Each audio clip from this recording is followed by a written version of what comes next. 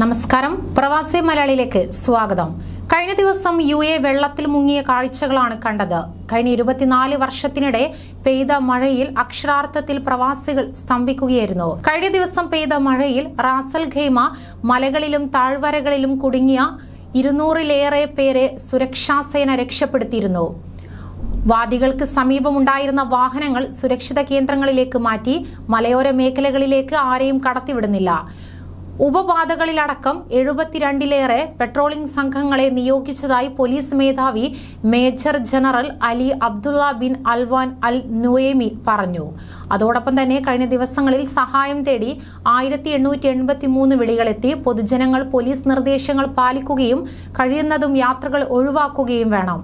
2 ദിവസത്തെ തകർപ്പൻ മഴയ്ക്ക് ശേഷം അന്തരീക്ഷം തെളിഞ്ഞതോടെ വടക്കൻ എമിറേറ്റുകളിൽ ശുചീകരണ ജോലികൾ ദ്രുതഗതിയിലാണ്. ദുരിതബാധിത മേഖലകളിൽ നിന്ന് എല്ലാവരെയും സുരക്ഷിത കേന്ദ്രങ്ങളിലേക്ക് മാറ്റുകയും ഭക്ഷണവും മറ്റ് അടിസ്ഥാന സൗകര്യങ്ങൾ ഉറപ്പാക്കുകയും ചെയ്തു. രോഗബാധിതർക്ക് ചികിത്സ ലഭ്യമാക്കി. വെള്ളവും ചെളിയും നീക്കുന്നതിനോടൊപ്പം തന്നെ അണുനശീകരണ പ്രവർത്തനങ്ങളും പുരോഗമിക്കുന്നു. ഇനിയുള്ള ദിവസങ്ങളിൽ മഴ ശക്തമാകില്ലെന്നാണ് കാലാവസ്ഥാ നിരീക്ഷകർ നൽകുന്ന സൂചന.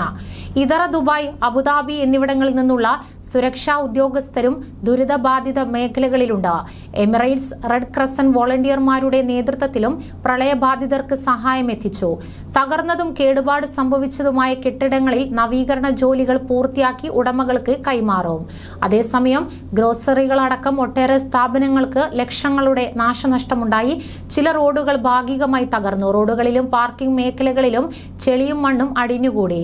മലയോര മേഖലകളിലെ റോഡുകളിൽ ഇടിഞ്ഞു വീണ പാറക്കഷ്ണങ്ങളും മറ്റും യുദ്ധകാലാടിസ്ഥാനത്തിൽ നീക്കം ചെയ്യുകയാണ്. ടാറിൻ തകർന്നയിടങ്ങളിൽ അറ്റകുറ്റപ്പണികൾ തുടരുന്നു. പാർപ്പിടങ്ങൾ നഷ്ടമായവർ ഹോട്ടലുകളിലും ബന്ധുക്കളുടെയും സുഹൃത്തുക്കളുടെയും വീടുകളിലാണ് കഴിയുന്നത്. കൂടുതൽ പ്രവാസി വാർത്തകൾക്കായി ഈ ചാനൽ സബ്സ്ക്രൈബ് ചെയ്യുക.